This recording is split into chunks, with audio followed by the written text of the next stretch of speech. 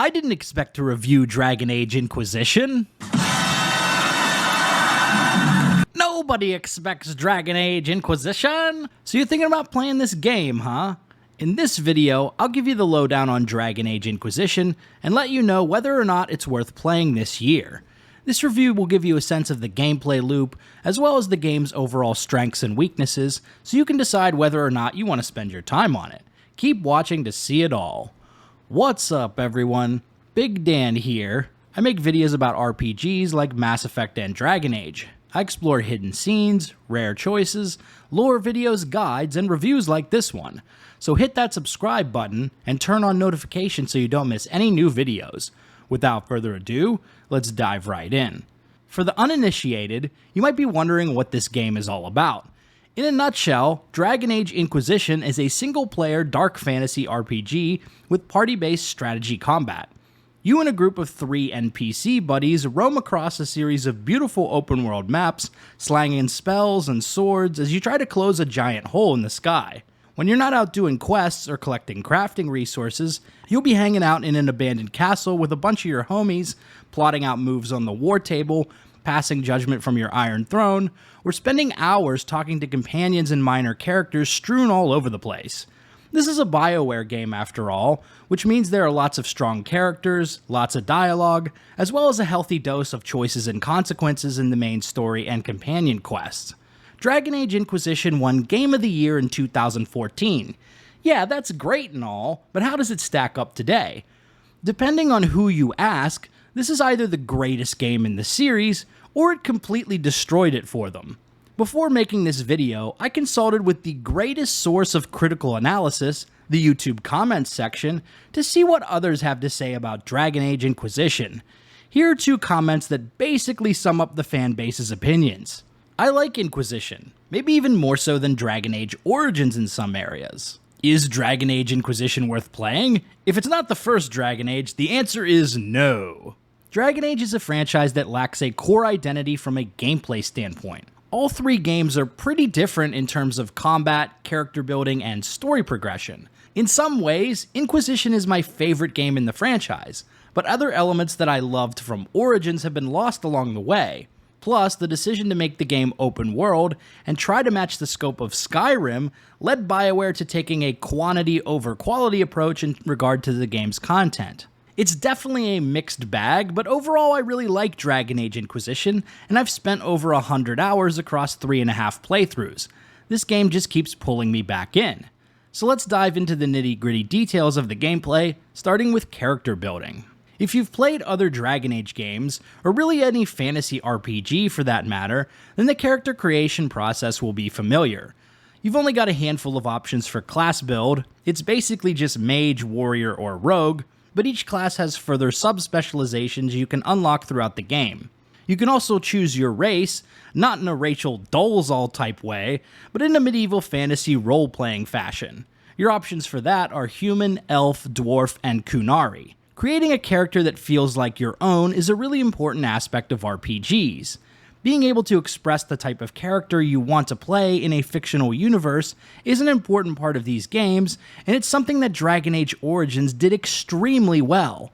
The silent protagonist allowed Bioware to write more dialogue lines for different personality types, and I rarely felt like I couldn't say what I wanted to when interacting with characters in that game. But modern AAA RPGs have largely done away with silent main characters, opting instead for voice protagonists in an attempt to make the games more cinematic and keep conversation flowing. Mass Effect, Fallout 4, The Witcher games, Assassin's Creed Odyssey, all of these games have a voiced main character. Dragon Age Inquisition is no different. But Inquisition is unique in that you can select from 2 different male and 2 different female voices for your character. There's basically a British and an American version of each. This means Bioware hired 4 different actors to voice the main character. I can't think of any other game that has done that, especially for a game of this size and scope. But still, I can't help feeling like something has been lost along the way since Origins. I never really felt like the Inquisitor was my character, and I wasn't really able to connect with the character as much as other RPG protagonists like Geralt of Rivia, Commander Shepard, or Cassandra. I found it really difficult to play a hard-ass character in this game too. Most of the dialogue options are pretty neutral and milquetoast, and the Inquisitor is supposed to be more or less a blank slate, so they don't have much of a personality on their own. And even with 4 different voices, some of them just don't match well with the character I wanted to create. Like having a big hulking Kunari woman who talks a bit British just sounds off to me. I don't know, I just wanted to create a beast of a man who took no shit like a renegade shepherd and sounded like Saravok from Baldur's Gate. Face me! Face the new Lord of Murder! And that just really didn't feel possible in Dragon Age Inquisition. But enough about character creation, let's talk about something a bit more positive: choices and consequences. Dragon Age Inquisition is a game where you can make big story choices that create branching paths, so if you're a fan of Mass Effect and The Witcher, then this game should be right up your alley. Exploring different choices and outcomes is my favorite part of playing games like this. Most of the big choices in Inquisition happen during the main quest, but there are a handful of additional ones during companion missions as well. Even after 3 playthroughs, there are still a few outcomes I have yet to explore, especially during the big palace quest. If you know, you know. One design choice that I'm not sure whether I like or not is that the consequences of big choices are explicitly shown to you in dialogue options while you're making the choice. On the one hand, I like that there are no gotchas or red herrings. It's making it crystal clear that you're about to make a big story choice. On the other hand, showing the specific outcome of a choice before you make it kind of ruins the mystery, especially on a first playthrough. I like when big choices come back later in surprising ways, and that does still happen on occasion with Inquisition, particularly with the Trespasser DLC, but for the most part, you know what you're getting yourself into before you make a big choice.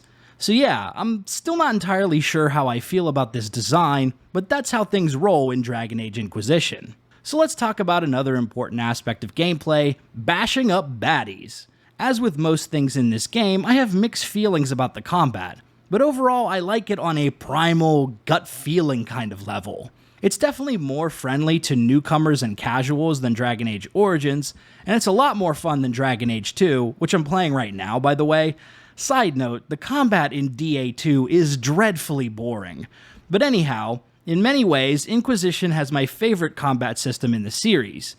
That being said, many of the strategic elements from Origins have been dumbed down, and it feels more like an auto-attacking action game than a real-time with pause strategy combat system.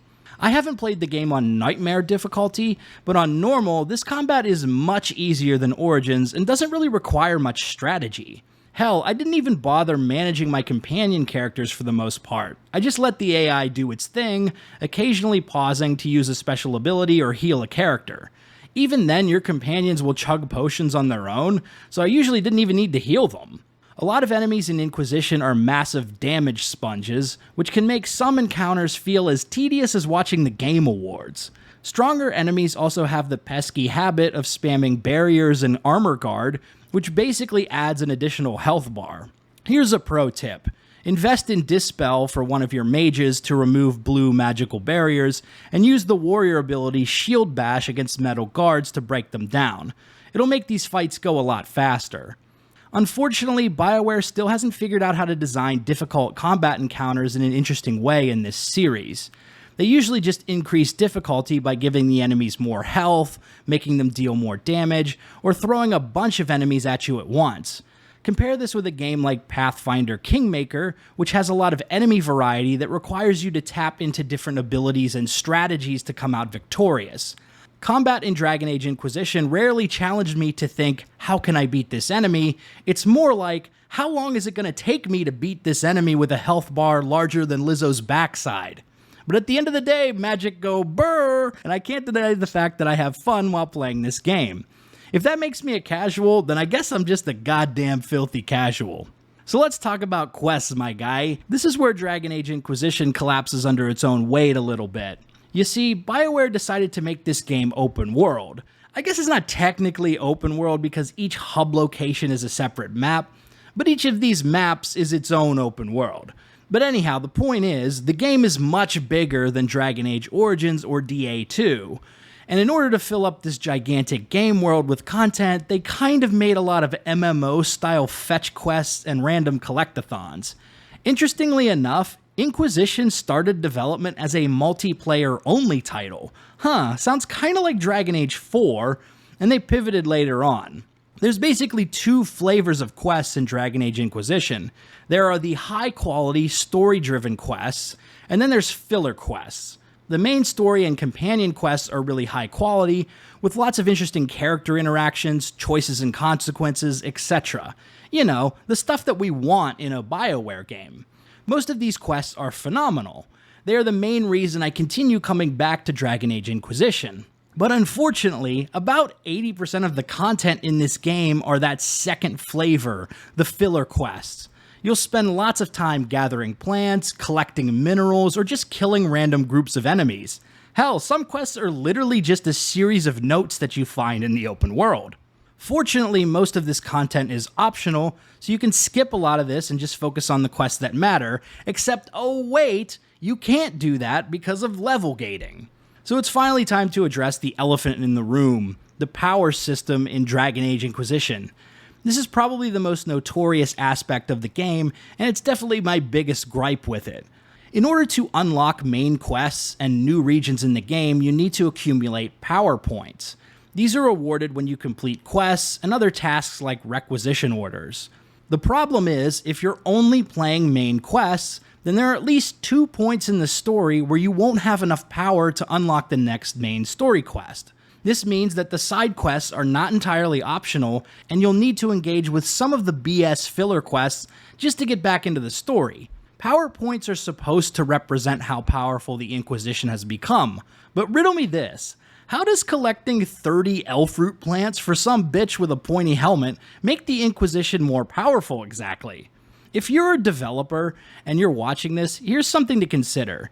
If you're designing a game and you're going to put some kind of level gating into your main story, you're just doing it wrong. Period. I hate this kind of shit. There are plenty of open world games that do not level gate their main story. Skyrim, The Witcher 3, Ghost of Tsushima, Horizon Forbidden West, Red Dead Redemption, GTA 5, I could go on and on. It's flat out unnecessary to design your main story this way, and it's abundantly clear that this is made to pad the game out by forcing people to engage with side content. Look, people who play open world RPGs like doing the side quests, if they're good. Hell, even if they're mediocre. So if you're worried that your game is too short or that people are going to skip your side content, then you need to make better quests. Period. This is one of the reasons that people complain about the hinterlands in Dragon Age Inquisition, because most players are going to spend hours in that map completing boring filler quests to gain enough power to move the needle on the main story. So here's a tip for new players. Spend a few power points to unlock 1 or 2 other maps. I recommend Crestwood, which has an interesting quest chain related to the town becoming flooded. I also like the Western Approach, where you can meet an eccentric researcher who asks you to collect dragon doo-doo, or something like that. I actually don't remember the specifics of that quest. Now that I've got that little rant out of the way, I will say this. Overall, the level gating in Dragon Age Inquisition is still somewhat tolerable, but the game would have been much better if it didn't have it.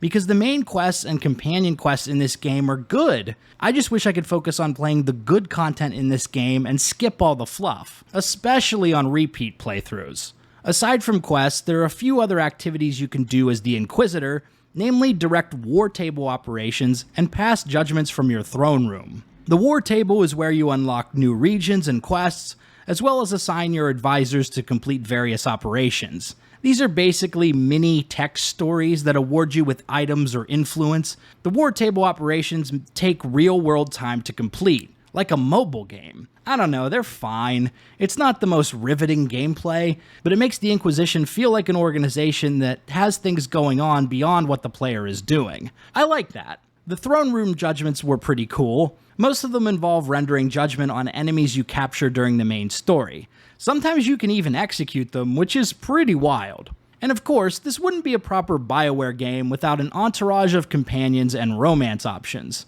The companion characters in this game are really strong, as we've come to expect from this studio, but there are a few duds. I personally don't care much for Cole, Vivienne, or Sarah, but I liked Iron Bull, Dorian, Cassandra, Varric, and even Solus to some degree. You can recruit up to 9 different companions in addition to your 3 advisors, Cullen, Leliana, and Josephine. While Cassandra, Varric, and Solus are mandatory companions, pretty much everyone else can either be skipped or kicked out of the Inquisition if you so desire. You could literally spend hours just walking around and talking to different characters after missions if you want to, and this is something I typically like to do in Bioware games. However, in this game there are so many goddamn NPCs that I get burnt out on listening to dialogue. If this happens to you, I recommend just speaking to your main companions and talking to them until you receive their personal quest. The companion quests, at least the primary ones, in Dragon Age Inquisition are generally really good. Overall, these aren't the best companions Bioware has ever written because, I mean, the Mass Effect trilogy and Dragon Age Origins exist, but overall, most of the companions in Dragon Age Inquisition are really compelling. Even the dislikable ones can be interesting as well. Inquisition also features a bunch of different romance options for both hetero and same-sex relationships. Out of the ones I've seen firsthand so far, the relationships with Josephine and Iron Bull are my favorite. The Iron Bull one is pretty hilarious too. Sorry to disturb your rest, Inquisitor, but our oh, sweet maker. Cullen, how's it going? Is the Inquisitor awake? I thought perhaps we... Can I help either of you with something? I'm so sorry. I cannot move my legs. Is something the matter? Oh, for fuck's sake. Oh my god, he's standing on a little stool! In addition to the base game, Dragon Age Inquisition also has 3 major story expansions. The Descent and Jaws of Hakon were both pretty good, but you won't miss out on too much if you decide to skip them. On the other hand, the Trespasser DLC is phenomenal, and it basically sets up the events of the next Dragon Age game, which is hopefully coming in 2023. To me, Trespasser is a can't-miss experience. I'll probably do a video on this DLC alone someday, but for now I'll just say it has a really compelling story and interesting choices. It also introduces a handful, no pun intended, of new gameplay mechanics. This is one of the best expansions Bioware has ever done, and as far as Dragon Age goes, it's even better than Awakening in my opinion. So what's the final verdict on Dragon Age Inquisition? It's definitely worth playing. The good parts in this game outweigh the flaws. It's far from the best fantasy RPG, but it has a lot to offer in terms of characters and fun gameplay. I just hope that Bioware will learn some lessons from this game and trim out all the filler content and arbitrary level gating when they make Dragon Age 4. So there you have it. Dragon Age Inquisition gets the Big Dan stamp of approval. If you like this video, be sure to subscribe to Big Dan Gaming for more RPG videos and reviews. Also, shout out to all the channel members for supporting my content. Until next time, this has been Big Dan. I should go.